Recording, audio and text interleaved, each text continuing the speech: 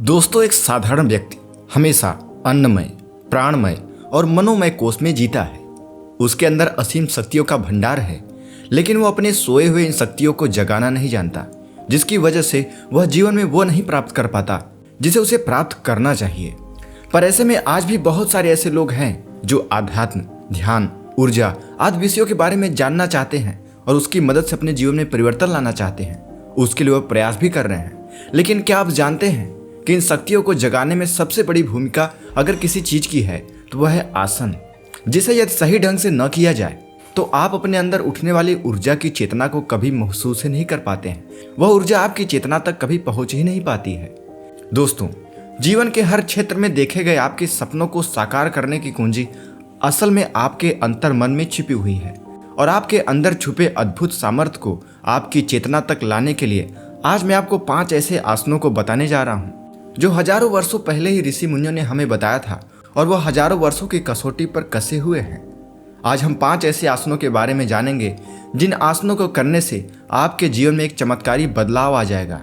दोस्तों, हम इन आसनों को जाने उससे पहले आसन को करने की प्रक्रिया में आने वाले कुछ शब्दों के बारे में जान लेते हैं, जिसे जानना बहुत ही आवश्यक होता है। पहला शब्द है रेचक। रेचक का अर्थ है श्वास छोड़ना। दूसरा है पूरक, इसका अर्थ है श्वास भीतर लेना। तीसरा है कुंभक, इसका अर्थ है श्वास को भीतर या बाहर रोक देना। श्वास को भीतर रोक लेने की क्रिया को अभ्यंतर कुंभक और श्वास को बाहर निकालकर फिर वापस न लेने की क्रिया को बाह्य कुंभक कहते हैं। अगला है चक्र। चक्र आध्यात्मिक शक्तियों के केंद्र हैं।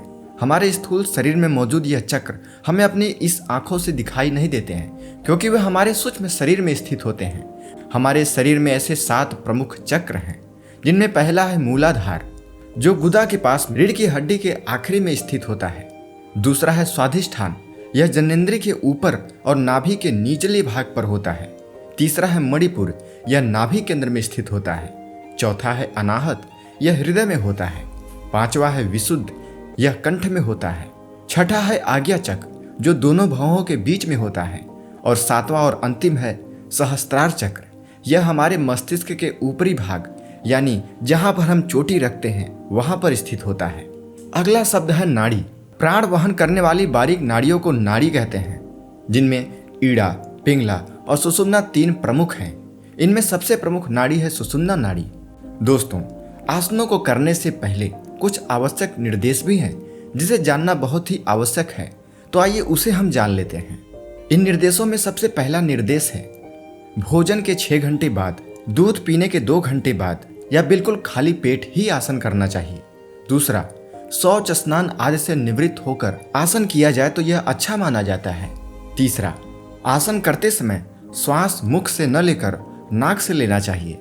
अगला है ऐसी कोई चीज जमीन पर बिछाकर उस पर बैठकर आसन करना चाहिए। पांचवा है आसन करते समय शरीर के साथ जबरदस्ती बिल्कुल भी नहीं करनी चाहिए। आसन करते समय शरीर के साथ जबरदस्ती न करें, क्योंकि आसन कसरत नहीं है, इसलिए शरीर के साथ कोई भी जबरदस्ती नहीं करनी है। छठा, आसन करने के बाद ठंड में या तेज हवा में बाहर न निकलें। आसन करने के बाद स्नान करना हो तो थोड़ी देर बाद स्नान करिए। अगला, आसन करते समय शरीर पर वस्त्र कम से कम और ढीले होने चाहिए। 8वां, आसन के बाद मूत्र त्याग अवश्य ही करिए, जिससे शरीर में मौजूद दूषित तत्व बाहर निकल जाएं। अगला, आसन करते समय आसन में बताए हुए चक्रों पर ध्यान अवश्य ही दीजिए और मानसिक जाप भी आप कर सकते हैं।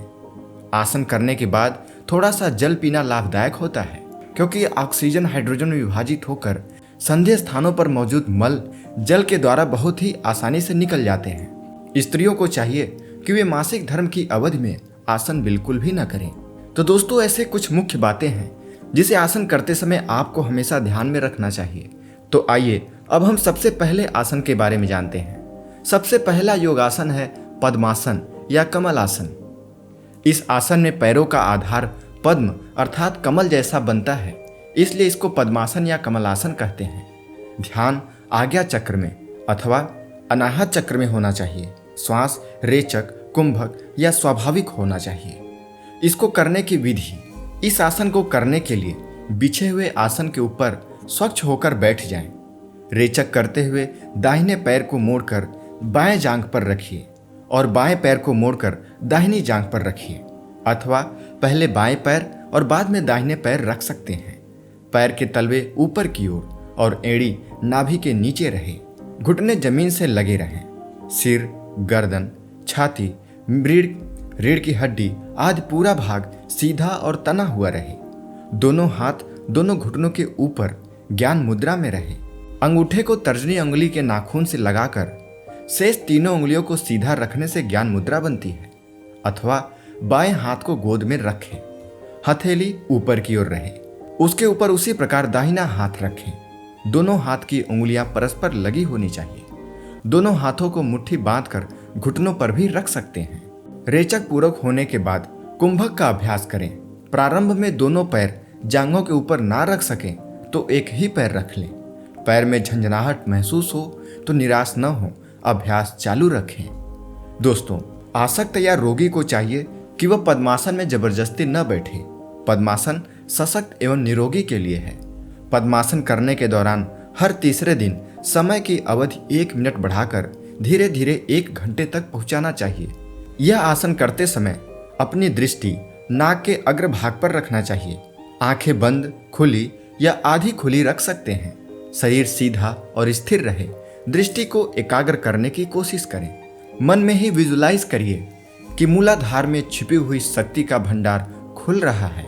उस केंद्र में स्थित चेतना तेज और ओज में बदलकर ऊपर की ओर आ रही है।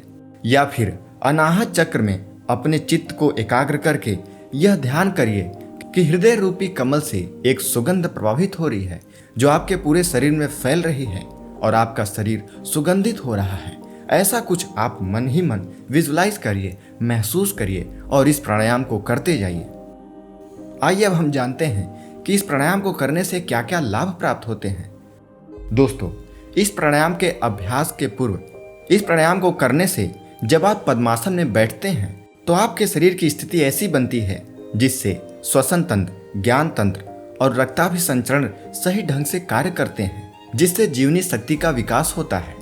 पद्मासन का अभ्यास करने वाले साधक के जीवन में एक विशेष आभा प्रकट होती है। इस आसन के द्वारा योगी, संत, महापुरुष महान हो गए हैं। पद्मासन के अभ्यास से उत्साह में वृद्धि होती है, स्वभाव में प्रसन्नता आती है, मुख तेजस्वी बनता है, बुद्धि का अलौकिक विकास होता है, दिमाग से निगेटिव थॉट बाहर निकल के पॉजिटिव थॉट में बदलने लगते हैं। पद्मासन के अभ्यास से रजस और तमस के कारण चंचल मन शांत हो जाता है। तत्व गुण में अत्यंत वृद्धि होती है। प्राणायाम, सात्विक, मिताहार और सदाचार के साथ पद्मासन का अभ्यास करने से अंतःस्रावी ग्रंथियों को विशुद्ध रक्त मिलता है, जिससे व्यक्ति की कार्य शक्ति बढ़ने लगती है। उसका भौतिक और आध्यात्मिक विकास शीघ्र ही हो जाता है। बौद्धिक और मानसिक कार्य करने वालों के लिए चिंतन, मनन, चित्त में आनंद, उत्साह बहुत ही जल्दी विकसित होने लगता है। अशांत मन, सुख, दुख जैसे शारीरिक विकार धीरे धीरे दूर होने लगते हैं। श्रम और कष्ट रहित 1 घंटे तक पद्मासन पर बैठने वाले व्यक्ति का मनोबल खूब ज्यादा बढ़ जाता है। भांग, चरस, अफीम, मदिरा, तंबाकू आदि व्यसनों में फंसे हुए व्यक्ति यदि इनसे दूर होना चाहते हैं तो उन्हें इस पद्मासन का अभ्यास अवश्य ही करना चाहिए। इसके नियमित अभ्यास से ये सारे विकार बड़े ही आसानी से छूट जाते हैं। साथ ही साथ पद्मासन में बैठकर अश्विनी मुद्रा करने से अर्थात गुदा द्वार का बार बार संकुचन प्रसार करने से कुंडली में मौजूद द्रव्य सुषुम्ना में प्रविष्ट होता है, जिससे काम विकार पर जय प्राप्त होने लगती है और भीतर की ओर खुलने लगती है। योनि मुद्रा या वज्रोली करने से वीर्य ऊर्ध्वगामी होता है तथा यम नियम पूर्वक लंबे समय तक पद्मासन का अभ्यास करने से शरीर में उष्णता प्रकट होती है और मूलाधार चक्र में आंदोलन उत्पन्न होता है, जिससे आपकी कुंडली शक्ति जागृत होने लगती है। दोस्तों, कुंडली शक्ति जागृत करने में पद्मासन की महत्वपूर्ण भूमिका है। इसका नियमित अभ्यास करने से आपको अन्य बहुत सारे लाभ प्राप्त होते हैं। आपका मन शांत होता है, एकाग्र होता है, आंतरिक ऊर्जा में बढ़ोतरी होती है। और जब आपका अभ्यास 1 घंटे तक पद्मासन में बैठकर मन को शांत करने की स्थिति बनती है, तब यदि आप ब्रह्मांड से जुड़ना चाहते हैं, लॉ ऑफ अट्रैक्शन का इस्तेमाल करना चाहते हैं, अपने सबकॉन्शियस माइंड को संकेत देना चाहते हैं, ऐसे कोई भी विचार जो आप ब्रह्मांड तक या अपने अवचेतन मन तक पहुंचाना चाहते हैं, बड़ी ही सरलता से आप उसे पहुंचा सकते हैं। तो आप नियमित इसका अभ्यास शुरू करिए। दोस्तों, आगे के 4 महत्वपूर्ण आसन हम अगले वीडियो में जानेंगे। यह जानकारी आपको कैसी लगी हमें कमेंट में बताएं। अच्छी लगी तो वीडियो को लाइक करें और ऐसे ही लाइफ चेंजिंग वीडियो पाने के लिए हमारे चैनल को अभी सब्सक्राइब करें। तब तक मिलते हैं अगली वीडियो में। धन्यवाद।